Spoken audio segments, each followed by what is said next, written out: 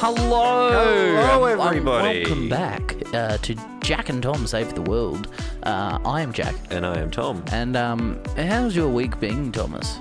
It's been pretty crazy, actually. It's been a crazy week for you? Yeah, work's been insane. Oh, has it? Lot going on this week. That's interesting, because every time you come home from work, you always look the same. It doesn't matter if you had a bad day, good day. You walk in the door and you look like a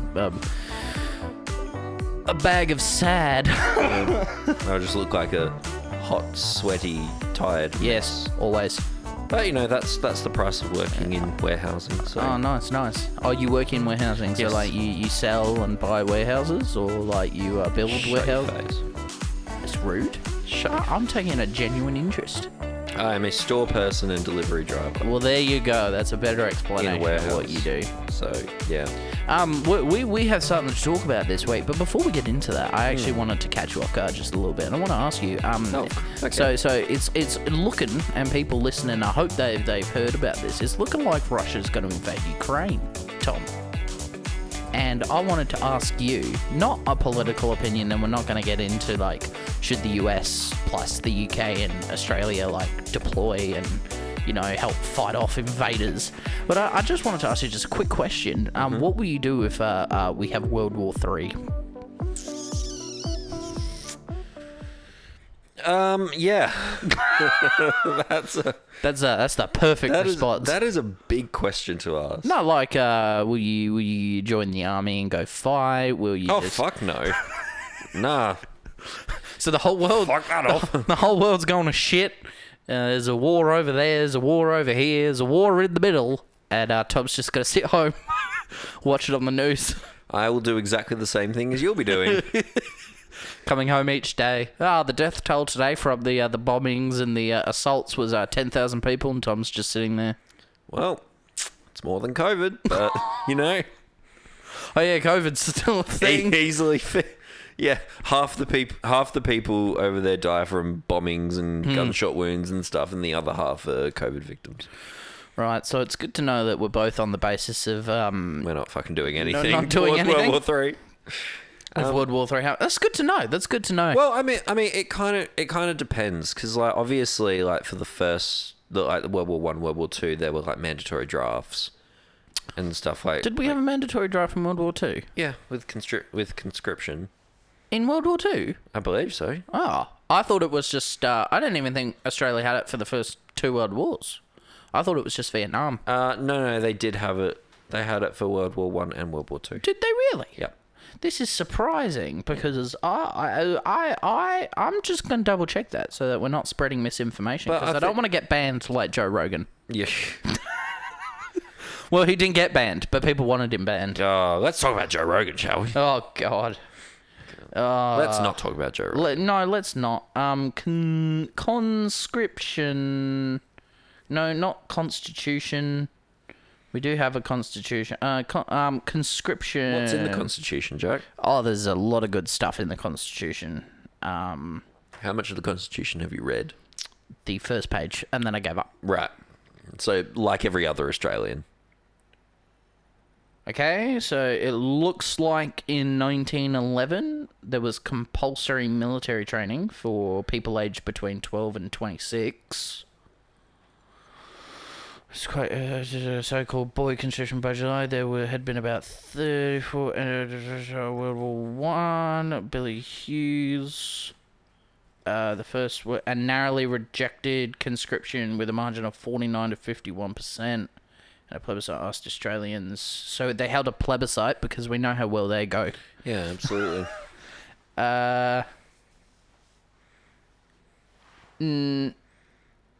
No, we didn't. For World War II. For World War One.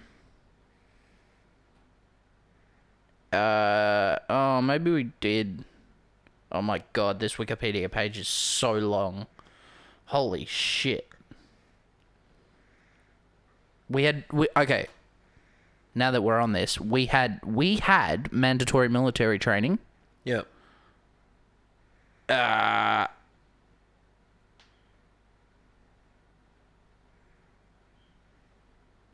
But I don't think we had conscription. There we go. But there was a lot of reading to do very quickly. Yep. But mandatory military training is what we had, so that you could basically you do your mandatory military training, and then you could be deployed. So Yeah, because we actually had two plebiscites. we did. One in 1960. Yeah, because they really wanted conscription. Yeah, and that didn't work No. at all. So there we go. Tom and I are going to be lazy asses if there's World War III. If nukes go off, we'll have a gay old final party and then die in the nuclear apocalypse. Because I've played too many apocalyptic games to want to live that. Even though they're really fun, it's like, would I actually want to live in a Fallout world? See, Fallout and stuff like that is fun when it's on a screen in front of you. Yes. And then when you're done with it, you can just turn it off and go do something else. When you actually live that, I don't think it would be as fun. No.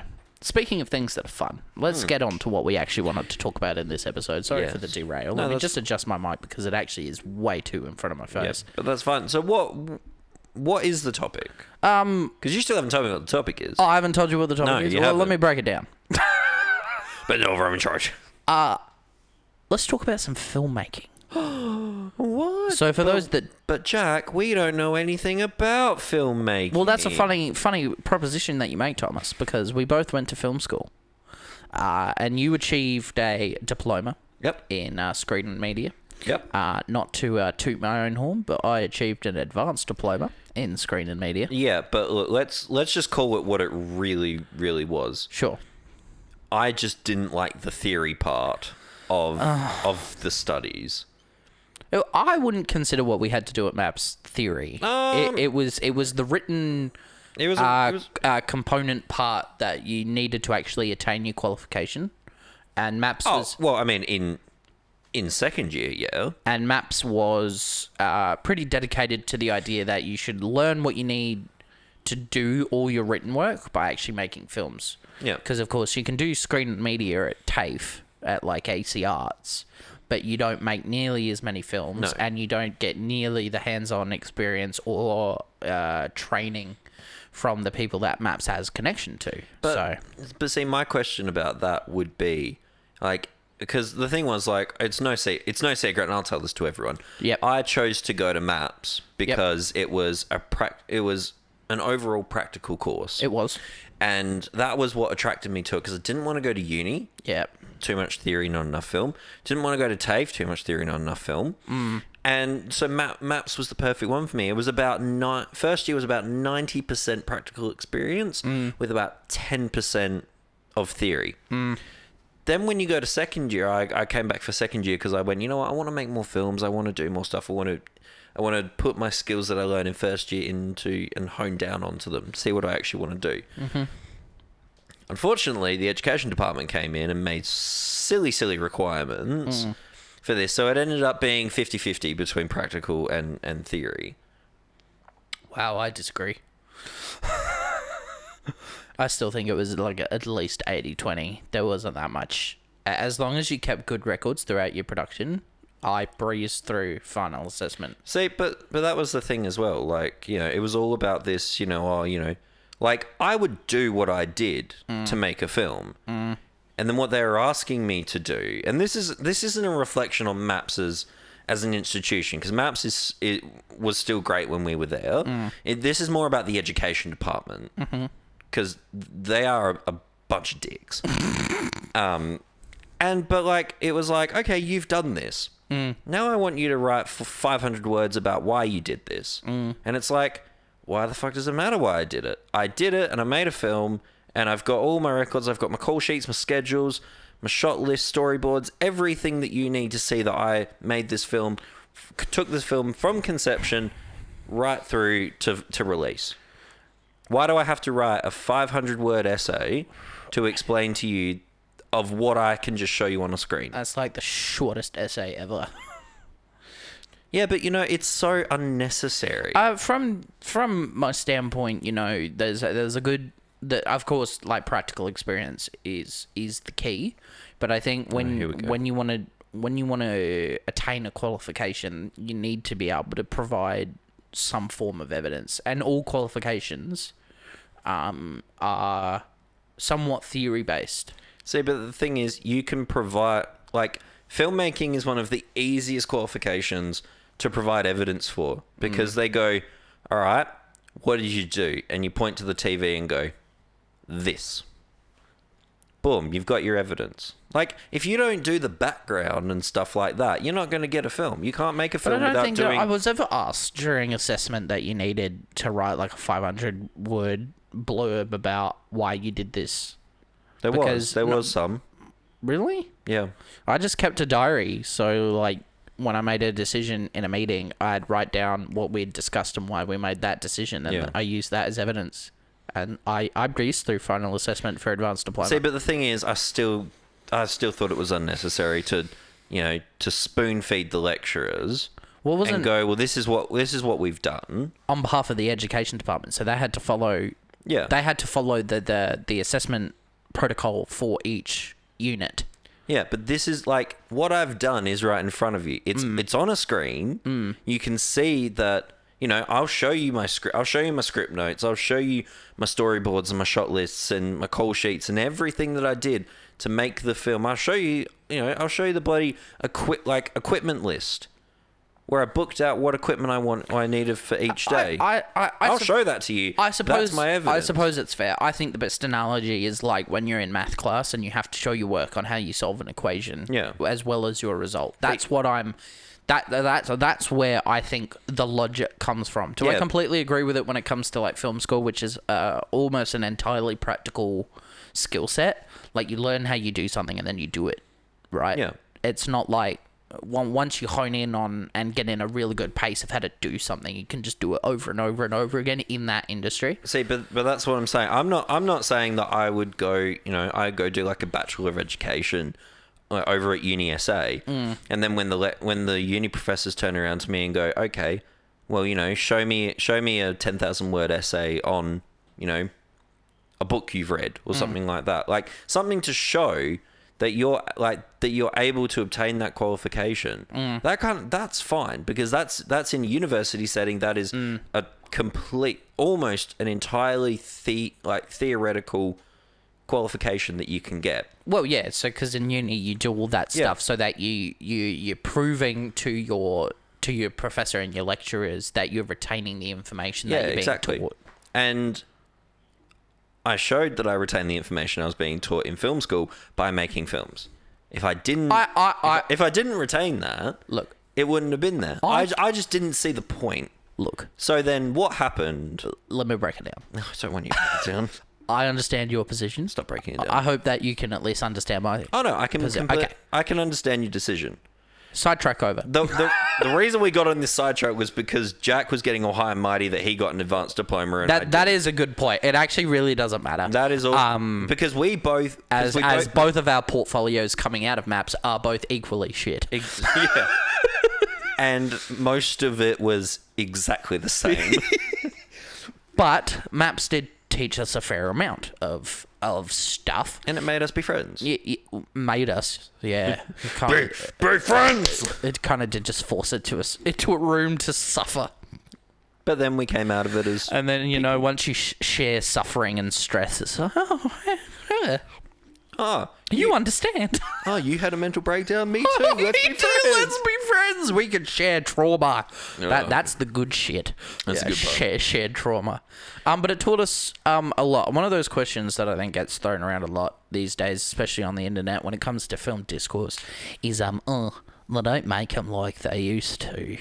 And Tom and I can just sit there and go, okay. We could have a really detailed conversation about this. So I thought, we'll sit down. Why don't we? On a couch and two couches. Nut this one out. God. Do you think that they make films differently than they used to? If you go back in the old catalogue, the back catalogue of a film's library, and you go back to the 30s and the 40s, right when the films. The filmers,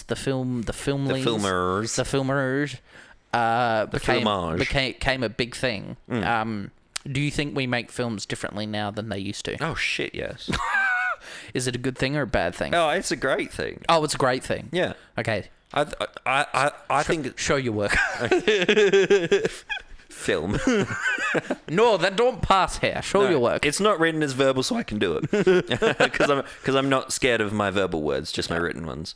Your verbal words. Shut up. Your verbal words. Yeah, you can write words, which is written, and then you say words, which is verbal. I have a point. You're just not seeing it. Thank you for explaining verbal versus written. You're welcome. I wasn't just being a pedantic little Bitch. Yeah, okay, we'll go with bitch. It's called that. All right. Yeah. Okay, show my working. It's going to be a thing now. Show your work. Yeah, no, they do. They make films very, very differently. Yep. And it is a great thing because you look back, and the thing is, I'll say this first before I go into this. There are some old films, like older films, maybe 70s, 80s. Well, Is that an old film? 60s, 70s, 80s There we kind go. of thing. Like those mature films. No, not porn. I meant I didn't want to say old, so I went for mature instead. Well, they're old. Yeah, well, they are old. But you just scolded me for saying they were old. No, I didn't. I did not. Are they really that old? Well, just in, reference to... Anyway. No, there are movies that were made in the past, there we go, that are some of the greatest movies of all time. And they always will be. I don't think that other films... Because I think the thing is, there's... Each kind of decade or so, we go through a style. There's like a style within the media, so films and TV and stuff like that. There's always going to be like an underlying kind of theme. Oh, and as that theme changes through the years, there are movies that are made for that. Like and you might get a bit triggered by this. I don't know your opinion on this film, but when I think about great movies, I always bring up The Shawshank Redemption. And basic answer. How's it a basic answer? It's basic. Oh, sorry. You're basic bitch, boy. Basic bitch. No, but I do, because it is a movie that has stood the test of time. Yeah, 9 out of 10. Yeah. See? 9 out of 10. It stood the test of time. It's still one of the greatest movies ever made. Sure. I'm not just going to be your confirmation bias. Come on. I'm going to throw up some sums. Where it doesn't need to be there. Just going to throw it up for the hell of it. Just to make things difficult. I don't believe in just general confirmation bias. What do you take me for? A pleb? Yes. Come on. No, but Shawshank Redemption is one of the greatest films of all time. It always will be. Okay. I wouldn't say it's the greatest film of all time. Okay. But I would say it's up there. Okay. You've got things like the Green Mile. Shawshank Redemption, the Green Mile. I love how Tom's first two movies, when he's discussing some of the old greatest films of all time, are both Stephen King adaptations. And both prison movies. And both prison movies. Both prison movies. They are both prison movies. Yeah. But it's even going back to Steve McQueen with The Great Escape and stuff like that. All right. I'm going back there. I'm imagining it. Oh, Nazis. Go back. Oh my God. Yeah, Nazis. I love it. Yeah.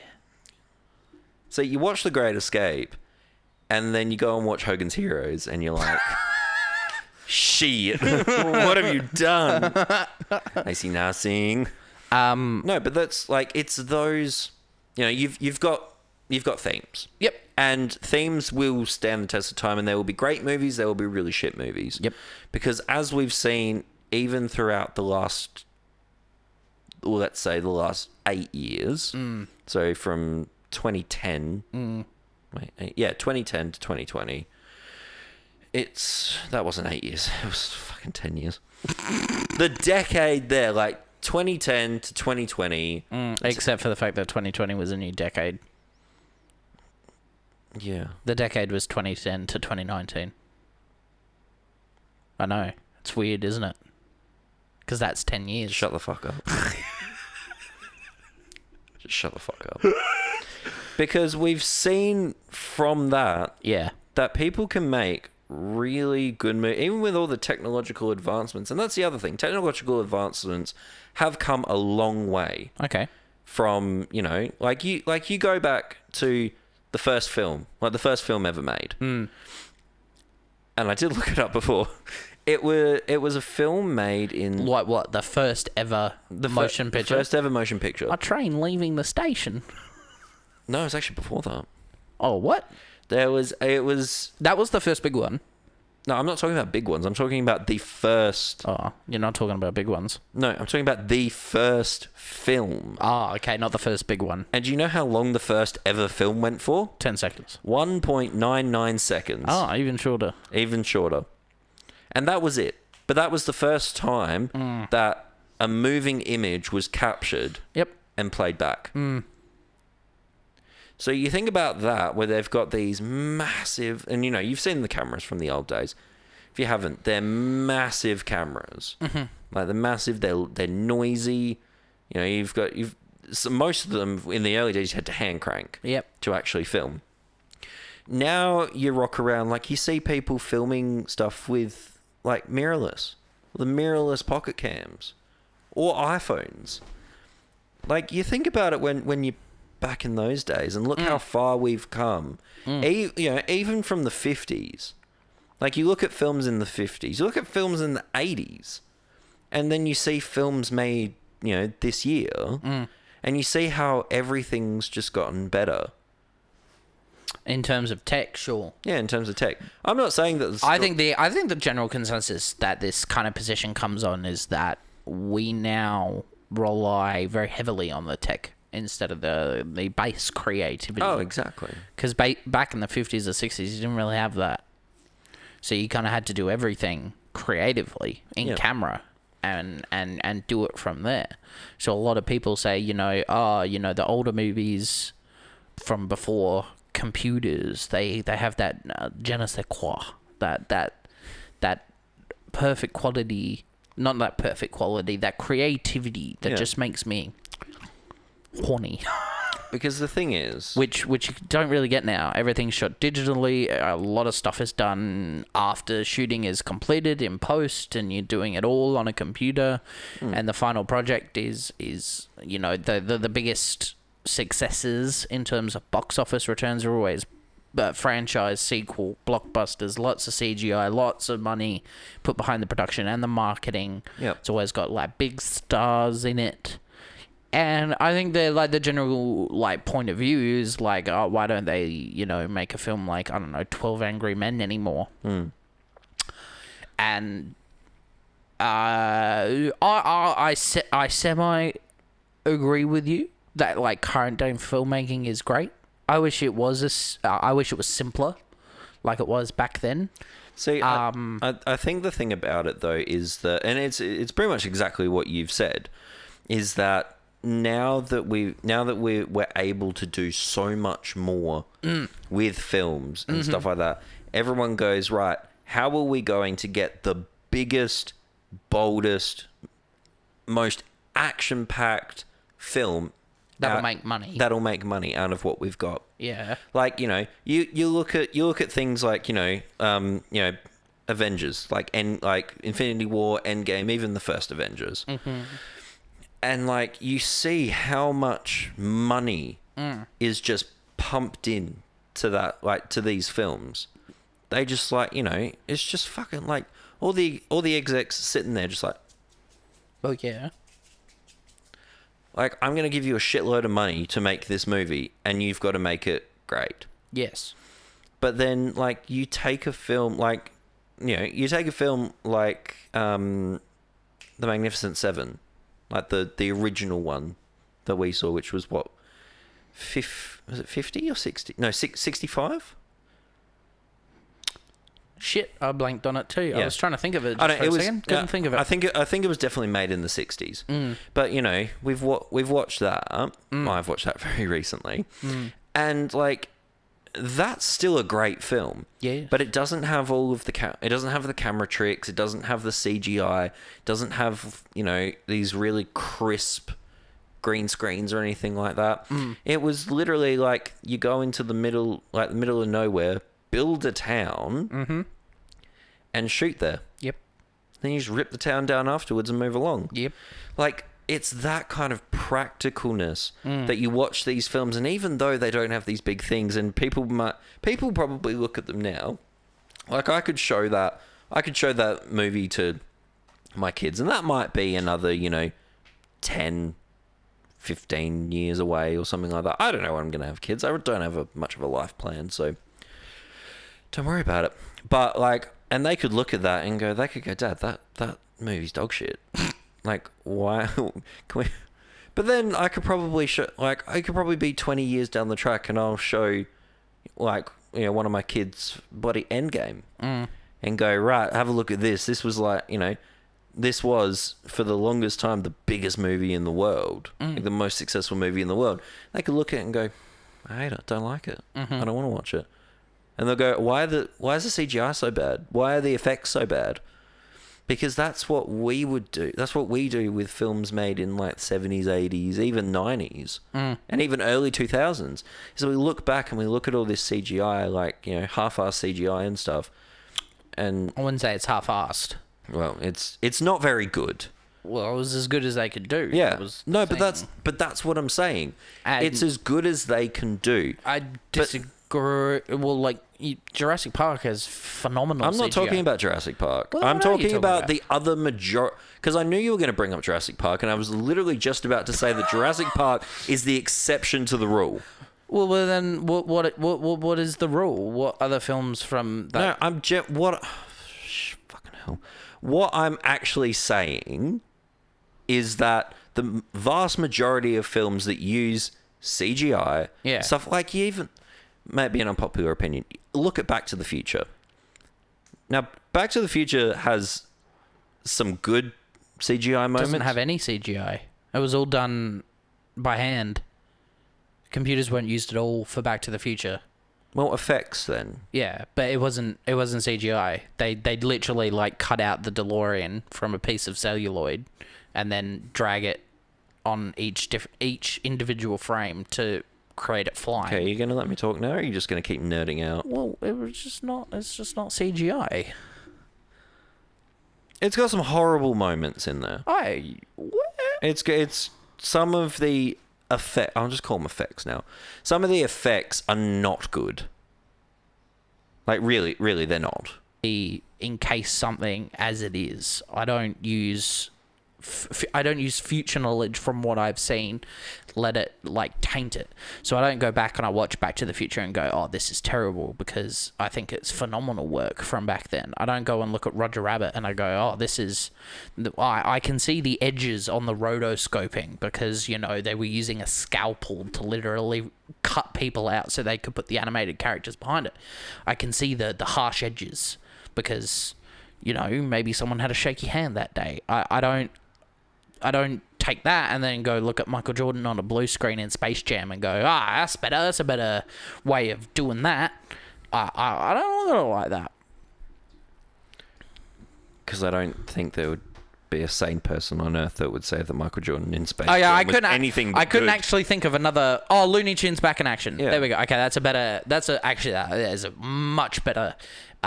explanation of a more modern approach to doing a hand-drawn animation combined with that's the thing, like live action. But see, the thing is, I'm not. My point is that I'm not talking about going. I'll take Roger Rabbit for example. I'm not gonna go and watch Roger Rabbit and go, oh, okay, well, I mean, they did it better in Looney Tunes Back in Action, because, and the thing is, it's actually silly. To sit there and say that you don't look at films and go, well, for the time that was good, because that is literally what it is. You look at that and you see people would be at the premiere of Jurassic Park and everyone thought it was the best movie, like it was the greatest thing ever. And I mean, it still is. And there are people from now, like from our generation, like you and I, we both highly appreciate Jurassic Park. It's my favorite film. It is your favorite film. But, like, we both appreciate that. And we go there. But there are other films that You know, like, because if you're going to encapsulate it and go, right, every film, I'm not going to look at if it was good for the time or if it was good for now. I'm just going to look at the film for how it is. Okay. You would say that every film, like effects wise and technologically wise, every film was good. No, there are definitely some oversteps from some productions where they tried to do something that like didn't quite exist yet. Some really popular examples of is when The Rock shows up in The Mummy 2 as a giant scorpion. The technology that we have now to make computer generated characters and people look real to the point of not noticing. And of course, the best movies don't use completely recreated actors a lot. They use them sparingly. The entirely CGI characters you kind of see these days are usually some sort of creature or alien, because it's far easy like to Gollum. Like Gollum. It's a perfect example. Yeah, thanks. Because you can suspend your disbelief on some of the iffiness in terms of, it doesn't look quite real because the rendering tech wasn't quite there. Yeah. So where they had that kind of in their little vault for Gollum, but movies at the same time didn't have that tech. It was specifically called subsurface scattering, and that's when light hits human skin, it kind of glows and it reflects back out. Yeah. They didn't have ways of computing that back then. And so there was definitely oversteps. So you can definitely go on on older films as oof, that wasn't a good decision.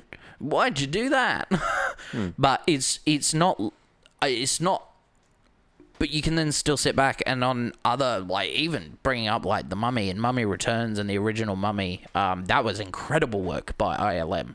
Even though ILM has far superseded that work in some of their more modern films, I look at every film when it's encapsulated and say, oh, that's good work. Because I don't try and tarnish any project compared to another project, because I think that's unfair. No, but I don't think that's what we're talking about. That's definitely not what I'm saying.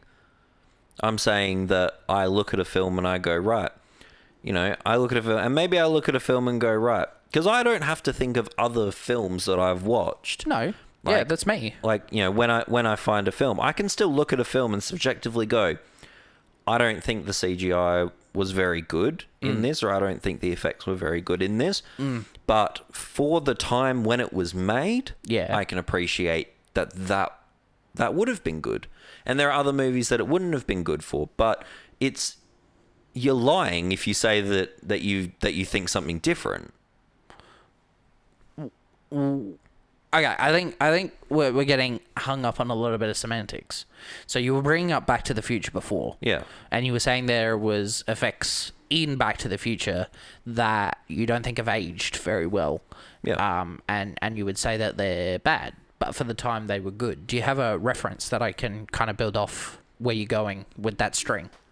Like an effect that you saw, or have on a rewatch of Back to the Future that you saw, that I can kind of build off what you're talking about. Because I think that's the thing. I think you're talking in your grand scope and in your opinion, which is fine, but I don't actually know what you're basing it on. Right. The one that comes to mind all the time, and it bothers me every time I watch it, is after the DeLorean speeds off in the parking lot, and is this the first one? This is the first one. Yeah. Yeah.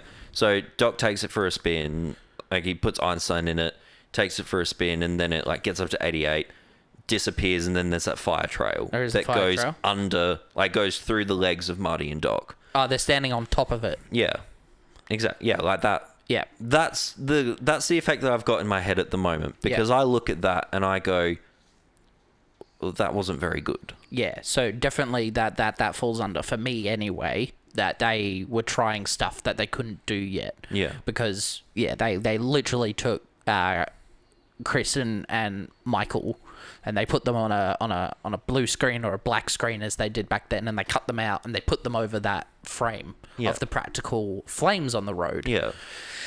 But of course, you didn't have what you do now, which is where you'd shoot your actors either on a clean plate or on a green screen, and you would occlude them with CGI fire if you had practical fire at all. And not a lot of films these days would do the practical fire trails that you see in Back to the Future.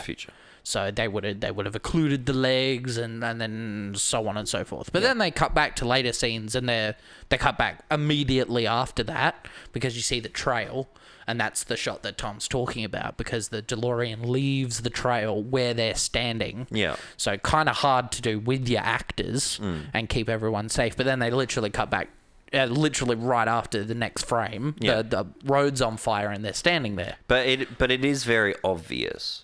I think it's obvious. It wasn't obvious when I first watched the film. You know, young brain, car just disappeared and through space and time, and you're like, oh, that was cool. That was cool.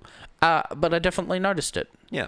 Okay, so that's what Tom's kind of... Okay, that's good. Okay, I know where he's at now. Yeah. That whole conversation, I'm like, what's Tom basing this off? What is he doing? But the thing is, I isolated that one effect. Yep. Now, I don't think Back to the Future is a bad movie. I think it's an incredible movie. Mm-hmm. Really, it's like and I'd go as far to go, all three of them are actually, from my opinion, are actually really good. Three's not as good as the first two, but you know, it kind of it still stands. It still has legs. So just no feet. From your perspective, the fact that we can do effects like that more cleanly and more realistically is a benefit to films, because it means that your disbelief isn't suspended as often. Yeah. Because, you know, like that shot in Back to the Future, you'd use that phrase, you have to suspension of disbelief, so that you can ignore that for the context of the story. Yeah, exactly. So, yeah, you see all the technology and all the advancements we've made, if I'm not wrong, as just making it easier to watch a movie when they're doing those effects, because they don't stand out as much. Yeah, I think it's more from... Like, don't get me wrong. It's for an audience. Like, you make films for an audience. You do, and you know you want your audience to be engrossed in the film, engaged. Like the whole time. You want them to be engaged with it. Yep. And when you've got these, you know, like these odd effects and stuff like that that don't look quite right, then you know it's pretty much what you're saying. Yeah. Is that it takes you out of the movie, and then you've kind of got to work your way back into the movie, get engaged again. And stuff like that. So Tom's dying. Shut up. But yeah, it's not. But I think technology's come a long way. Some people do it really well, technologically wise. Some people don't. But the one thing that I think has actually dropped off over time is that we've got all of these new fandangled things we can do with our computers, and these big cameras that we can do stuff with, and everyone, or some people, seem to focus more on that and less on the story. Yeah, I definitely think that's where that... And the character development. Yeah. And I think that's kind of where movies, especially made in the last 5 years, that's where some movies have dipped in there. Because, like, you know, there are movies... I'm just trying to think of a movie that I can reference that's not great that I've seen in the last 5 years. But no, there's definitely there's a lack of believability there with stories nowadays, because we rely... Yeah, so we've gone forwards in one direction, but because of a reliance on that, it's gone backwards. Yeah. So that's what I was trying to explain before, is, you know, I would agree that we're better at it, but I think that now we've got that, we have an over-reliance on it, and we don't care as we did back when, you know, you used to have to cut out a picture of the DeLorean and move it physically across different cells of a frame to make it fly. Yeah. And that was like it was not an afterthought, it was a special occasion. So of course during filming they were focusing on character and yeah, story. And we almost don't get that anymore. No, like we kind of... No, we don't. We don't. We base everything around how big and grand it can look. Oh, definitely. Not so much now on, like, you know, what we can do with these characters. Like, you know, like if you like have a think about it, have a think over the last 5 years. What's a movie that you've seen in the last 5 years that has actually had a genuinely gripping story and excellent character development? Infinity War. Okay. In terms of like a big box office bombastic. I'm not even talking about that. Just talking in general. I'm literally talking about a film that you can look at and go, I believe these characters. I believe what's going on here. That's even easier. I thought you were just talking about, big ones. No. Films that have great stories and great character development. I have lists. For lists. Because I'm weird. Like in, from last year, No Time to Die. Yep. I thought Bond was still, I thought Daniel Craig's Bond is magnificently consistent and portrayed by Daniel Craig and has great character development in that film. Tick Tick Boom, which Tom hasn't seen yet, I think has great character writing and a great story. West Side Story, even though that piggybacked off the musical, I think was portrayed really well. Yep. I thought The Matrix had really great characters. I thought Eternals had really great characters. And then from like previous years, you got like Knives Out, Jojo Rabbit, Marriage Story, Lighthouse. Okay, so there's tons from the past 5 years that have great stories and great character development. Yep. The one that I want to pick out from that is the one that we've probably watched most recently, Jojo Rabbit. Yes. Now, I reckon you showed me. Oh no, I reckon I didn't see it long after it came out. I think we watched it in the old house together, and you showed it to me. Yeah, because Jamila was there. Yeah. So, but Jojo Rabbit is one of these films that you look at and you go, right, a really great story. Yep. Really good characters. But they haven't overdone any of the visual aspects. No. There's not these massive, CGI fucking, animals and creatures and shit like that. Sure. That a lot of movies hold on to and go, well, let's just do it, why not? In comparison to movies like, Endgame and like the Marvel Cinematic Universe, it's actually fairly simple. Yeah, it has to be. People come at me for this opinion, but the MCU has to be simple for general audiences, which is, I think, what a lot of people disengage with. Yeah. You don't even know I'm shaking my head at. That's not what I'm talking about. What are you shaking your head at? I'm saying that in comparison, to Jojo Rabbit, the Marvel Cinematic Universe, Jojo Rabbit is. Oh, you were going the inverse. Yeah, I was going the inverse. Is fairly simple. Oh, that's a hot take. I think you're going to have people in your DMs attack him. But why would they attack me? I'm talking about technical aspects. Oh, in terms of technical aspects? You really need to I'm quicken up a little bit completely lost. Yeah, simplistic, because it was only made for $30 million. Yeah, but that's the thing. That's what I'm saying. Yeah. You can have a great movie that is made very simply with a small budget and still make an incredibly fascinating and engaging movie. Yeah, I agree. That's what I want Hollywood to do. Yeah. But while I don't hate the MCU. I actually really, really enjoy the MCU. And I have been enjoying it because I've been rewatching all of it with Abby to get her through it. But if they made more films like Jojo Rabbit and less films like what's in the MCU, I honestly think we would have a better time at the movies. Wait, you want Marvel to make more Jojo Rabbits? No. You just Hollywood in general. I want people to start making films again that don't that. If you want to rely on CGI and tech and crap like that and just be shallow in your movie, then fine. I can't stop you. I'm not your mum. But if you want to engage a whole audience and have people, coming back to watch again, like buying 2, 3, 4 movie tickets to go see different sessions of the same film, you've got to make the story interesting. See, I'm in complete agreement.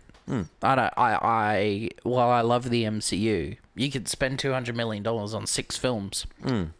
7, 8. Yeah. But you spend it on one film. And look, the thing is, how much they spend on Endgame?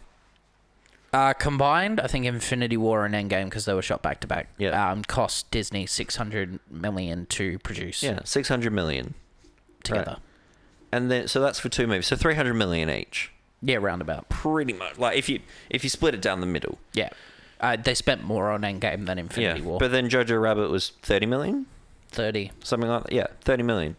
So you've got, for one movie, you've got 10 times the budget of this movie.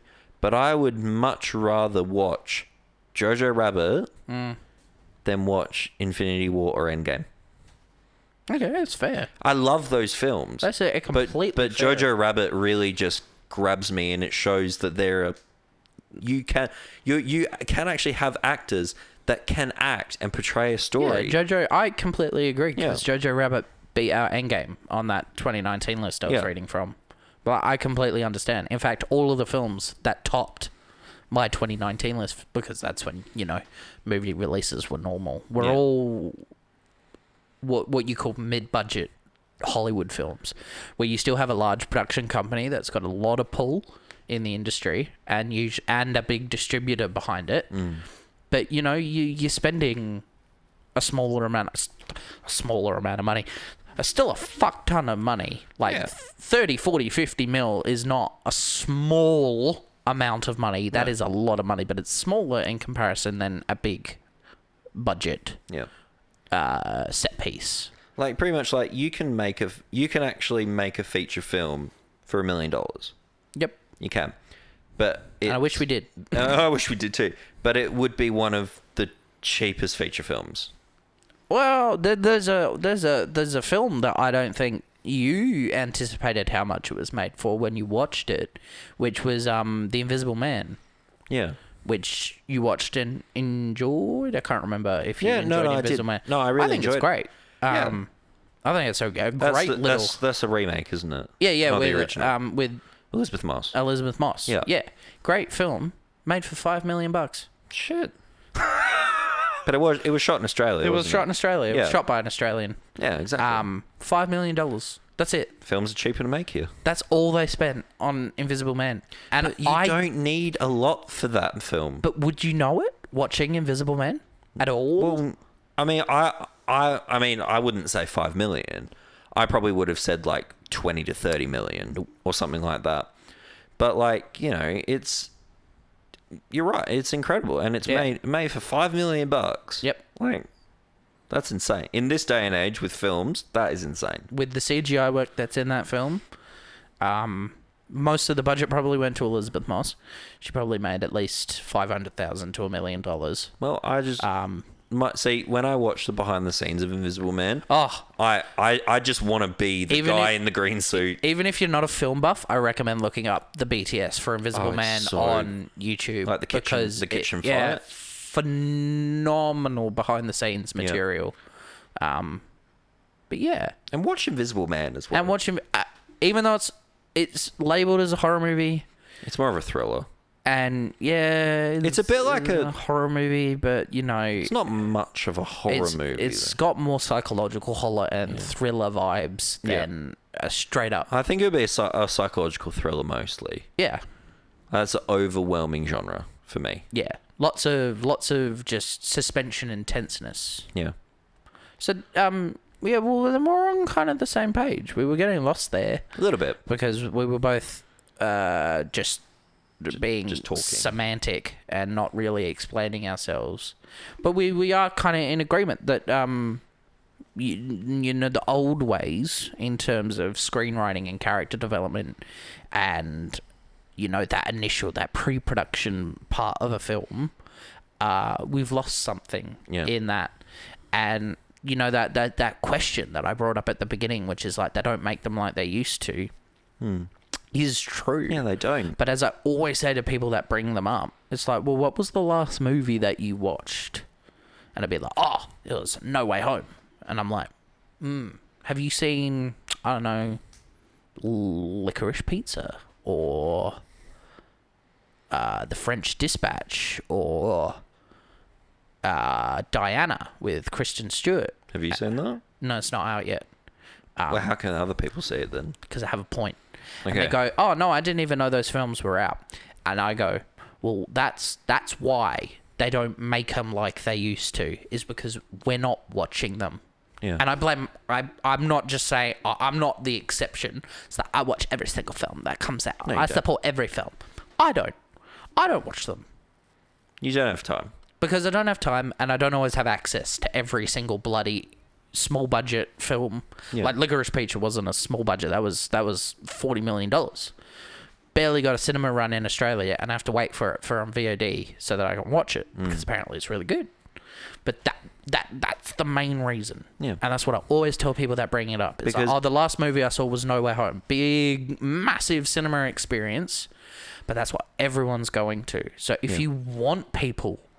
If you want filmmakers and studios to, give $10-20 million to some fantastic writers and directors that don't need the shit, they don't need your petabytes of server power to render Thanos in a 2.5 hour films, then Go and watch them. we have to watch them, even on Netflix, which is where a lot of these films are being made, because that's what Netflix does.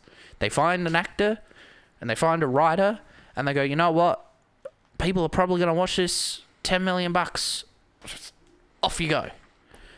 I think that's kind of the problem, though. I think and like, don't get me wrong, Netflix is great, and I like watching stuff on Netflix because it's easy and it's convenient. Yeah. But now that we've got all these streaming services, we've got Netflix and Stan and Binge and Prime, Disney Plus, all those sort of things, and they're making, they're going off and making movies and TV shows and stuff that like buying them. Let's be honest. Yeah, but like when I'm talking about, like you look on Netflix and it's like Netflix original, Stan original, yeah. Amazon Prime original and stuff like, they're making those films and stuff like that. But when you get down to the nitty-gritty of it, the one that everyone is going to go and watch are these big trumped up blockbuster films that, that just, they have so much hype. Because the thing is, like, I've seen a couple of ads for Diana. Yeah. Like a couple. Very, very small. Now, I want to see it because I'm interested in that kind of thing. So I will go and see it if it comes out in cinemas. I hope it does. If not, then I'll watch it in my own time. But like, those are the kind of movies I want to see. I don't want to go. I don't want to go into a cinema and see, and sit around with a full cinema of like a packed cinema on opening night to see No Way Home. I would much. Nah, you missed out. No, I didn't. I actually did, and I'll tell you why I didn't miss out. Because when I'm watching a movie, I want to watch the movie. I don't want to have people in my ear talking about it, yelling about it, whooping, clapping, crying, whatever. I just want to sit there and watch the bloody movie. Like, I saw Infinity War the day it came out. It wasn't the midnight screening, but it was the day it came out. Now, I love Infinity War, but that in cinema was infuriating for me. And it's like, it's anything. I go to a movie cinema and people talk or people do shit in the cinema, I get pissed off. I go to a theater, like a musical and a theater show, I get pissed off. I get like people talking in a film, but I think like half the fun of seeing an MCU film on opening night, 50% of it is great. It won't be spoiled for me by the bloody internet, thank God. The other 50% is, this is going to be a hoot, because you get to cheer and you get to be happy because everyone else in the cinema is cheery and happy. Yeah. It's not like, it's like if people were talking all the way through No Way Home, I would be like you. I'd be pissed. But a cheer and a whoop when exciting stuff happens, that's half the fun of seeing a Marvel movie on open day. Yeah, we're just going to have to agree to disagree. Yeah. And it's only Marvel movies, so that's why I'm weird. But you know what? It's like if we had gone and seen No Time to Die, and people were like whooping when Daniel Craig whipped his dick out and fucked Leah Seydoux, and people were like, "Yeah, men, Tom and I would have been pissed because that's dub. And I would turn around and said, "Oi, Shut up. Shut the fuck up. Shut up." Because this isn't... We're all trying to watch this movie. Yeah. I think that's the thing. Like, I prefer... And look, it's weird, but I prefer to watch movies when there's barely anybody in the cinema. Oh, no, I again, see, this is why I'm weird. It's only Marvel movies. Yep. Every other my movie. favourite movie experiences is when the cinema's empty. Yep. Because I do agree. Certain films, this is nice to just be in peace and quiet. And, you know, peace and quiet plus big screen, fucking hell. Yeah. I saw Invisible Man by myself. Because Well, there was no one in the cinema. Well, I went to Palace over at Prospect. Yep. Oh, great little cinema for people that live in Adelaide. And I went in to see Shazam Ah! when I was there. See, I missed out on Shazam. I had to watch it on Netflix. And that was the most fun experience because there was literally 5 rows of no one. And then it was me. I used to see plenty of movies by myself because I used to live near Marion. So, you know, after opening night, where Marion has like bloody 15... No, they have like 30 to 40 screenings of each new movie on a Thursday. Yeah. You go on a Friday night, there's no one there. Yeah. So you just go like Friday night at 7 o'clock and you'll get the whole theatre to yourself on a new movie. Yeah. And, you know, not every movie I can do that with because, again, I'm neurotic and I have to see certain movies on opening day because otherwise people will spoil them for me. Yeah. But, yeah, no, I agree with Tom. Sitting alone, this is great. Oh, it's awesome. This is great. It's a humbling experience. Humbling. Because then you look around and you're like, oh, fuck, I have no friends. No, but you get to sit back. Nobody wants to come see a movie And with if me. you're like me and you went and saw the Cats movie in cinemas... Oh, God. I saw it at Palace. It was empty. I got to laugh out loud. That's also a great experience. Yeah. This is just when you could laugh at a bad Seeing movie. a shit movie. And just ripping it to shit. Even though no one can hear you and you're talking to yourself, which makes you probably look crazy to the staff. It's so good. It's so fun. Yeah. So. But yeah, I think there are parts of new movies. My closing comment. The closing comment. The closing argument, Your Honour. Yeah. No, you're oh shit, I had a joke and I lost it. Sorry, Tom. There are parts of old movies that were really good, and there are parts of new movies that were really good. If you mold them together, you'll have incredible films. And I'm in complete agreement. Yeah. Oh my God, did we just agree? Yeah. We did. Do we just actually agree? Yeah. Do we just become best friends? Yeah. Yeah. God. Step Brothers reference for anyone wondering. Good film, I like it. Of course you like it. And we're back to disagreeing. Hey, it's Adam McKay. I need to sit up, so I'm moving the mic. Sorry, Tom. I'm doing exactly what you said I shouldn't do, but I had to sit up. Literally before the podcast. Jack, don't move your mic. Moves his mic. Anyway, let's not get into that. Another episode. So you agree? I completely agree. And we are in agreement. Then we are in agreement. And with that, that's the end of the... It's time to end the podcast. We're done. Done. Oh, no, sorry. I forgot there was one thing, and I'm gonna catch you off guard. Oh, no. There was one thing I did want to mention. So, what was it? As long as this podcast has been going on, yes, Jack and I have often made jokes about certain companies sponsoring us. No! And the fact that the one we joked about the most was... I don't even know why we joked about it so much. I don't know. I think it was just funny. It's funny. Was we joked about Sexyland. Yeah. 2-hour delivery before 11 p.m. weekdays. Yeah. Sexyland. which is a sex toy shop for anyone that doesn't... do you say sex toy shop? It's an adult shop. An adult store. An adult store. So, Jack... last week, I think it was last week, or maybe it was the week before, Jack mentioned to me, I mentioned about Sexyland again, and Jack mentioned about that we hadn't even been trying to get Sexyland as a sponsor. Oh no, and my social media manager run amok. Yeah. And during the week I ran amok. I sent an email to Sexyland on their website. Nice. Asking for sponsorship. Yep. And I have actually been in contact and am currently in negotiations for a sponsorship of some sort with the the actual national marketing manager. Yep. Her and I going back and forth with emails trying to figure this out. This is hilarious. It is hilarious. So very soon we may have something from Sexyland about that. And we may have just gotten our first sponsor. You know, I'm proud, but I'm also just fucking embarrassed. You love it. Well, if I remember the email correctly, this is going to be a weird time. It is going to be a weird time, but we're still figuring out the details. As more details come up, it'll probably take another couple of weeks or so. Yeah. We'll keep you in the loop. We'll let you know what's going on when and tell you as much as we can about that. But with that, it's now time to end now the it's podcast. time. Okay, now I see. Yeah. Now I see. So, as always, every week, if you guys want to send us questions, topics, Please, or questions. or be a guest on our show, No, we don't want guests. hit us up on our socials at Jack and Tom Save the World Podcast on Facebook and Instagram. You can also email in your questions, topics, or anything at Jack and Tom Save the World Podcast at gmail.com. That was a good little spill, Tom. Yeah, I've been practicing. You've been practicing in front of the mirror, haven't you? And this episode was brought to you today by Sexyland. Oh. It's going to have a nice look. If they do sponsor us for that, it'll probably be a pre-roll and a mid-roll, not a end roll, So because of engagement. Anyway, we'll see you all next week. we'll see you next week. Have a great week. Have a great week. Be guys. safe. Don't get COVID.